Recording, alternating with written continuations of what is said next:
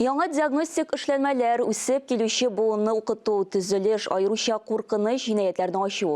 Уларның барысы артында көн сайын төрле өлкәләрдә хезмәт куючы кешеләр тора. Алар табиблар, укытучылар, төзүчеләр, юристлар, башка мактаулы һәм кирәкле һөнәр ияләре. Татарстан премьер-министры Алексей Песошин Казан Кремлендә хезмәт алдынгыларына, мәдәният, сәнгать хезмәткәрләренә Россия һәм Татарстанның дәүләт бүләкләрен тапшырды. Алар арасында төбәк тарихын өйрәнүче, язучы, журналист Илдар Кыямов та бар.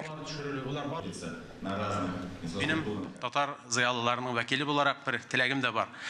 Республикабыз хөкүмәте киләчәктә дә татар телен саклау юнәлешендә мәктәпләрдә татар телен укытуна, әдәбиятын укытуна, мәдәниятны яшьләребезгә җиткерүне, киңәйтү юлларын, ниндидер механизмларын алга таба уйлап дәвам итсә иде.